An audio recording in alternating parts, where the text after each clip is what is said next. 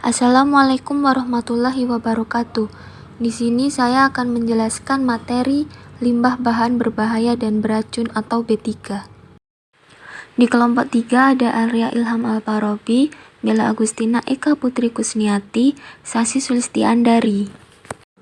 Yang pertama ada pendahuluan. Limbah bahan berbahaya dan beracun atau B3 menurut Undang-Undang Nomor 32 Tahun 2009 adalah zat, energi, atau komponen lain yang karena sifat, konsentrasi, atau jumlahnya, baik secara langsung maupun tidak langsung, dapat mencemarkan atau merusak lingkungan hidup dan membahayakan lingkungan hidup, kesehatan, serta kelangsungan hidup manusia dan makhluk hidup lain. Limbah bahan berbahaya dan beracun yang selanjutnya disebut limbah B3 adalah sisa suatu usaha atau kegiatan yang mengandung B3. Dumping atau pembuangan adalah kegiatan membuang, menempatkan, atau memasukkan limbah dan bahan dalam jumlah, konsentrasi, waktu, dan lokasi tertentu dengan persyaratan tertentu ke media lingkungan hidup tertentu. Pengaturan dumping tersebut tercantum jelas pada pasal 60 Undang-Undang Nomor 32 Tahun 2009 tentang perlindungan dan pengelolaan lingkungan hidup, menyatakan setiap orang dilarang melakukan dumping limbah atau bahan ke media lingkungan hidup tanpa izin. Kemudian yang kedua ada pembahasan jenis-jenis bahan berbahaya dan beracun menurut Peraturan Pemerintah Nomor 74 Tahun 2001. Bahan berbahaya dan beracun B3 yang dapat dipergunakan. Jenis B3 yang dapat dipergunakan dan mudah dikenali adalah bahan-bahan kimia seperti amonia, asam asetat, asam sulfat, asam klorida, asetilena, formalin, metanol, natrium hidroksida, dan termasuk juga gas nitrogen. Bahan berbahaya dan beracun B3 yang dilarang dipergunakan, jenis-jenis bahan kimianya adalah altrin, koltrin, DDT, dieldrin, endrin, heptaklor, mirex, toxapen, heksaklorobenzen, dan PCBS. Bahan berbahaya dan beracun B3 yang terbatas dipergunakan. Jenis-jenis limbah B3 yang dipergunakan secara terbatas diantaranya adalah merkuri, senyawa merkuri, linden, paration, dan beberapa jenis CFC. Berdasarkan sifatnya, B3 dapat diklarifikasi menjadi B3 yang mudah meledak, pengoksidasi, sangat mudah sekali menyala, beracun, berbahaya, korosif, bersifat iritasi, berbahaya bagi lingkungan, dan karsinogenik.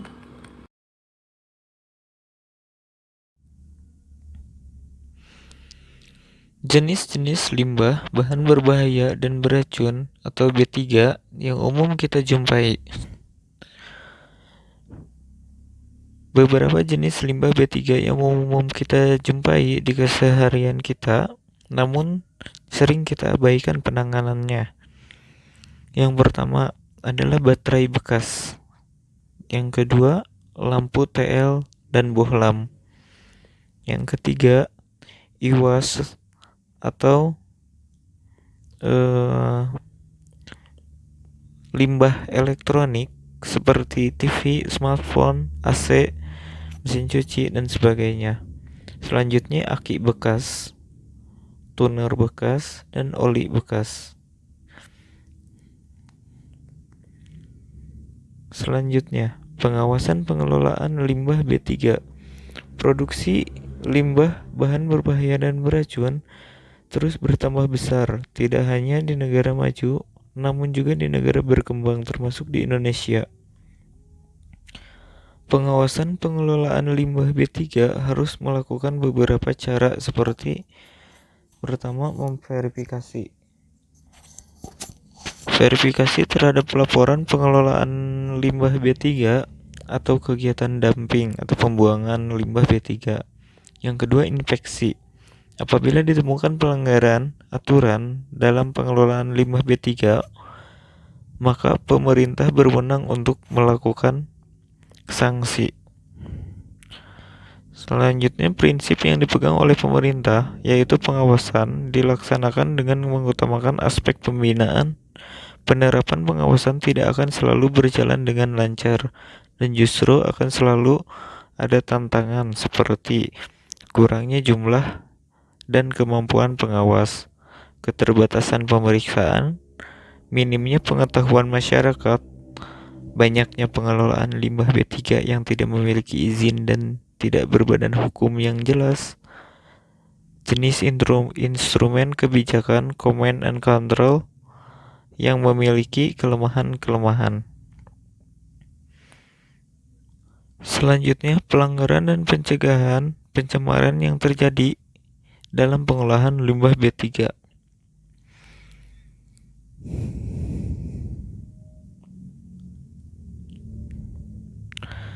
Agar industri lebih mematuhi peraturan yang ada, jalur pidana merupakan langkah terakhir bagi pelanggaran dalam pengelolaan limbah B3. Bentuknya beragam. Pelanggaran ini dilakukan oleh berbagai pihak, yaitu penghasil, pengangkut, pengumpul, pemanfaat, pengolah, dan penimbun. Berikut adalah beberapa bentuk pelanggaran yang dilakukan. Pelanggaran yang dilakukan oleh penghasil biasanya membuang limbah B3 tanpa izin, mengirimkan kepada pihak lain yang juga tidak berizin, dan membakar limbah dengan alat yang tidak memenuhi persyaratan teknis. Yang kedua, pemanfaat. Tidak seterusnya memanfaatkan limbah B3. Selanjutnya, limbah B3 dibuang tanpa izin. Pemanfaatan limbah di awal hanya untuk mendapatkan legalitas dari pemerintah. Yang ketiga, tiap mengangkut harus memiliki manifest atau dokumen limbah sebagai bukti adanya pengiriman dan peredaran limbah B3. Biasanya ada terjadi, yaitu jual beli manifest kosong. Dan yang terakhir adalah pengumpulan, pengolahan, dan penimbun juga biasanya melakukan illegal dumping. Selanjutnya, banyaknya bentuk pelanggaran yang terjadi dalam pengelolaan limbah B3 mengindikasikan adanya pengawasan yang dilakukan pemerintah belum berjalan dengan optimal. Oleh karena itu, kegiatan pencegahan pencemaran limbah B3 perlu mendapat perhatian yang serius. Semua jenis aktivitas yang bertujuan untuk mengurangi produksi limbah B3 merupakan bentuk pencegahan pencemaran. Adapun jenis aktivitas yang dimaksud adalah pengubahan produk dengan cara pergantian jenis produk dan pengubahan komposisi produk.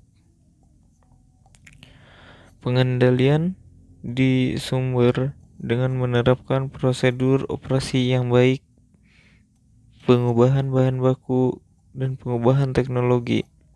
Dan yang terakhir, recycle, yakni limbah dikembalikan ke proses, digunakan sebagai bahan baku proses, dan diolah sebagai bentuk produk sampingan.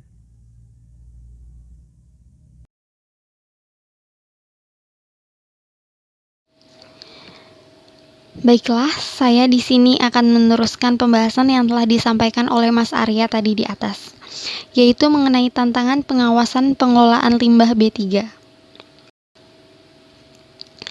Seperti yang kita ketahui, pada dasarnya, pengawasan limbah B3 merupakan salah satu pekerjaan berat yang harus mendapatkan perhatian serius. Kegiatan pengawasan semestinya dinamis menyesuaikan kondisi permasalahan limbah B3 yang ada. Namun hingga saat ini produksi limbah B3 terus meningkat. Begitu pula dengan intensitas kegiatan pengelolaan limbah B3 yang juga semakin tinggi. Jika mengacu pada Restra KLHK tahun 2015 sampai dengan 2019, terdapat peningkatan alokasi anggaran untuk program pengawasan pengelolaan limbah B3 ini. Namun untuk mencapai efektivitas pengawasan pengelolaan limbah B3, rencana peningkatan alokasi anggaran saja tidaklah cukup. Selama ini masih banyak dijumpai beberapa tantangan yang mempengaruhi efektivitas pengelolaan limbah B3. Kurangnya jumlah dan kemampuan pengawas. Wilayah Indonesia yang sangat luas dan produksi limbah yang hampir merata di seluruh wilayah perlu diimbangi dengan jumlah pengawas yang memadai. Namun disayangkan, KLHK hanya memiliki 78 orang pejabat pegawai negeri sipil. Jumlah PPNS ini dinilai kurang sesuai dengan besaran tugas yang diemban dan berpengaruh pada lemahnya pengawasan terhadap praktek tata kelola limbah B3 di seluruh wilayah Indonesia. Hal ini diperparah dengan dominasi wewenang dalam melakukan kegiatan verifikasi laporan pengelolaan limbah B3 oleh KLHK. KLHK melakukan verifikasi laporan untuk kegiatan pengumpulan, pengangkutan, pemanfaatan, pengelolaan, penimbunan, serta dumping. Pemerintah daerah hanya melakukan verifikasi untuk kegiatan penyimpanan dan pengumpulan di tingkat kabupaten, kota, dan provinsi. Yaitu yang pertama, ada keterbatasan sarana pemeriksaan pengelolaan limbah B3. Pengawasan pengelolaan limbah B3 juga memerlukan sarana dan prasarana yang memadai. Jumlah pengawas yang cukup juga belum menjamin fungsi pengawasan bisa berjalan optimal. Pengawasan memerlukan alat ukur untuk mengetahui baku mutu air limbah olahan. Beberapa penelitian menunjukkan bahwa keterbatasan alat ini mempengaruhi kualitas pengawasan yang dilakukan. Misalnya, faktor internal yang menghambat pengawasan BLH Kabupaten Pelalawan yakni ketersediaan alat ukur tersebut. Begitu juga dengan apa yang dialami oleh BLH Kabupaten Bekasi. Selain itu, Badan Koordinasi Keamanan Laut Wilayah Barat mengakui bahwa selama ini pengaman laut mengalami beberapa kendala, salah satunya yaitu ketersediaan laboratorium pemeriksaan di pelabuhan. Kedua, minimnya pengetahuan masyarakat. Pengawasan menjadi semakin sulit dilakukan karena masyarakat juga memiliki pengetahuan yang minim terkait apa itu limbah B3. Masyarakat belum mampu mengenali penampakan limbah B3 dan dampak negatifnya. Apabila ada pelanggaran dalam pengelolaan limbah B3 di lingkungan terdekat, mereka pun tidak menyadari. Bahkan terdapat masyarakat yang juga tidak menyadari kalau mereka telah melakukan pelanggaran. Mereka menimbun limbah B3 begitu saja di jalan, di pematang sawah, pinggir sungai, dan untuk fondasi rumah. Hal ini salah satunya terjadi di Kabupaten Jombang. Ketika ada masyarakat yang mengerti ada pelanggaran pengelolaan limbah B3, pemerintah pun belum memiliki alur pengaduan yang jelas. Yang ketiga adalah banyaknya pengelola limbah B3 yang tidak memiliki izin. Pengawasan bisa berjalan dengan baik apabila masyarakat yang mengelola limbah B3 telah memperoleh izin dari pemerintah.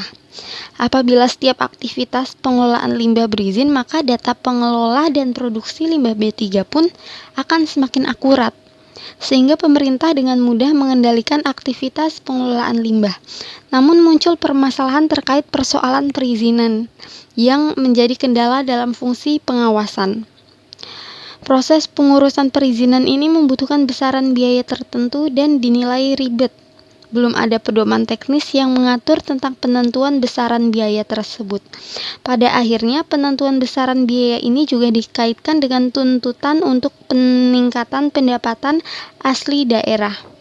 Hal ini kemudian juga berdampak pada cukup besarnya biaya perizinan dan perbedaan biaya untuk setiap wilayah. Tidak hanya kepastian biaya perizinan, ribetnya pengurusan perizinan juga mempengaruhi kesediaan pihak pengelola untuk mengurus perizinan. Perusahaan perlu datang 4 hingga 5 kali untuk memperoleh izin, padahal semestinya izin bisa selesai dalam 1 kali kunjungan. Paling banyak jenis industri yang tidak memiliki izin pengelolaan limbah B3 adalah industri kecil. Hal ini dikarenakan aktivitas pengelolaan limbah membutuhkan biaya yang besar. Selain itu juga, mereka belum menyadari dampak dari bahaya limbah yang dihasilkan. Hal ini menjadi masalah yang sangat serius, karena jumlah industri kecil di Indonesia cukup besar. Yang keempat adalah jenis instrumen kebijakan komen dan kontrol memiliki kelemahan-kelemahan. A, yaitu peraturan yang ditetapkan, terutama di negara-negara berkembang, sedikit memerlukan informasi. Akibatnya untuk menyusun peraturan-peraturan tersebut tidak banyak diperlukan biaya. Sedikitnya, informasi yang dijadikan dasar dalam pembuatan kebijakan berpotensi kurang menyentuh akar persoalan.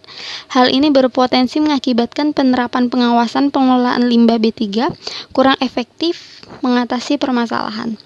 B. Dari sudut pandang industri, peraturan lebih mudah untuk dimanipulasi, yaitu dengan denda damai. Sekali aparat pembuat peraturan dapat dikuasai, maka proteksi terhadap industri tersebut akan selalu dapat diperoleh. Meskipun hal ini tidak selalu dilakukan oleh tiap industri, namun hal ini menunjukkan adanya bentuk kerentanan yang ada pada jenis instrumen ini. Dan hal ini patut menjadi perhatian. Apabila penyimpangan ini terus terjadi, akan semakin melemahkan fungsi pengawasan.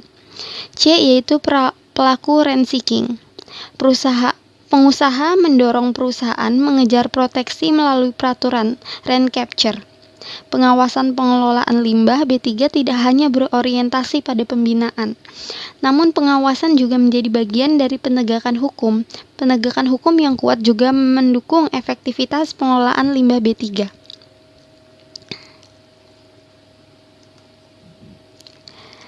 Selanjutnya yaitu yang akan saya jelaskan adalah peraturan mengenai tindak pidana pencemaran lingkungan hidup kaitannya dengan dumping limbah B3.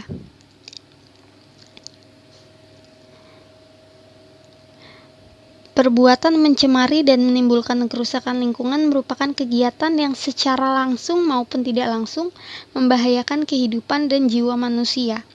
Perbuatan tersebut merupakan tindakan yang melanggar hukum, khususnya dalam hukum pidana. Tindak pidana lingkungan adalah perintah dan larangan undang-undang kepada subjek hukum. Jika melanggar, akan diancam dengan penjatuhan sanksi-sanksi pidana, antara lain pemenjaraan dan denda, dengan tujuan untuk melindungi lingkungan hidup secara keseluruhan maupun unsur-unsur dalam lingkungan hidup seperti hutan, satwa, lahan, udara, dan air, serta manusia. Oleh sebab itu, dengan pengertian ini, tindak pidana lingkungan hidup tidak hanya ketentuan pidana yang dirumuskan oleh undang-undang, tetapi juga ketentuan-ketentuan pidana yang dirumuskan dalam peraturan perundang-undangan lain. Sepanjang rumusan ketentuan itu ditunjukkan untuk melindungi lingkungan hidup secara keseluruhan atau bagian-bagiannya. Mengenai pengelolaan limbah B3 ini, dalam pasal 59 Undang-Undang Nomor 32 Tahun 2009 tentang perlindungan dan pengelolaan lingkungan hidup menentukan bahwa pertama, setiap orang yang menghasilkan limbah B3 wajib melakukan pengelolaan limbah B3 yang dihasilkan. Yang kedua, dalam hal B3, sebagaimana dimaksud dalam pasal 58 ayat 1, telah kadaluarsa. Pengelolaannya mengikuti ketentuan pengelolaan limbah B3. 3. Dalam hal setiap orang tidak mampu melakukan sendiri pengelolaan limbah B3, pengelolaannya diserahkan kepada pihak lain. Keempat, pengelolaan limbah B3 wajib mendapatkan izin dari menteri, gubernur atau bupati, atau wali kota sesuai dengan kewenangannya. Yang kelima, menteri, gubernur, atau bupati, dan wali kota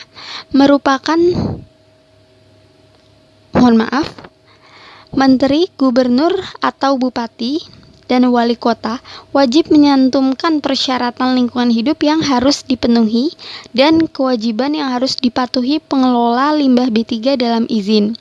Yang keenam, keputusan pemberian izin wajib diumumkan. Ketujuh, ketentuan lebih lanjut mengenai pengelolaan limbah B3 diatur dalam peraturan pemerintah.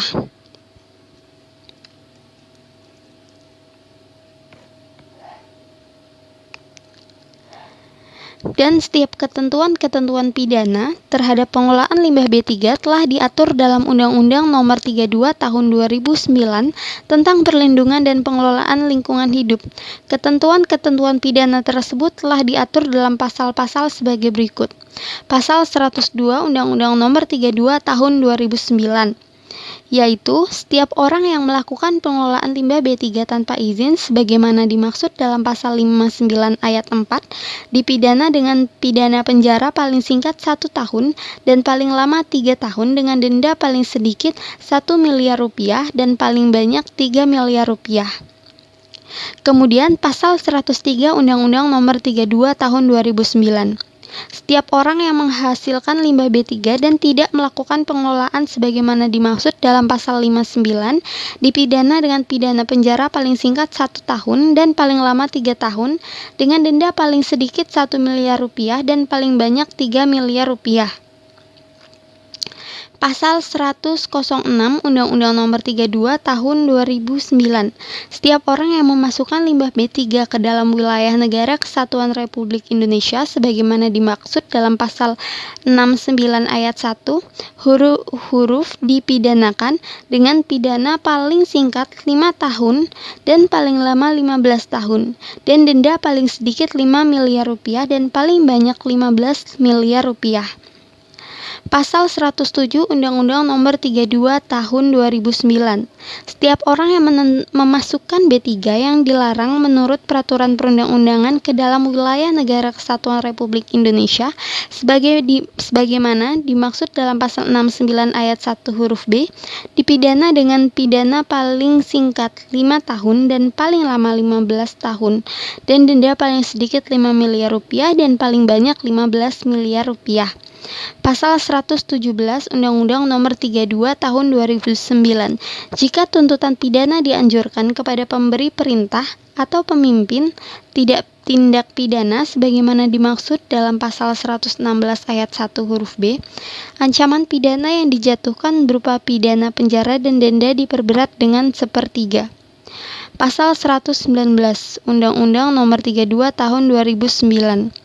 Selain pidana sebagaimana dimaksud dalam undang-undang ini, terhadap badan usaha dapat dikenakan pidana tambahan atau tindakan tata tertib berupa yaitu perampasan keuntungan yang diperoleh dari tindak pidana, lalu kemudian penutupan seluruh atau sebagian tempat usaha atau kegiatan, kemudian perbaikan akibat tindak pidana, kemudian perwajiban mengerjakan apa yang dilalaikan tanpa hak, kemudian yang terakhir adalah penempatan perusahaan di bawah pengampunan paling lama 3 tahun. Sekian dari saya. Wassalamualaikum warahmatullahi wabarakatuh.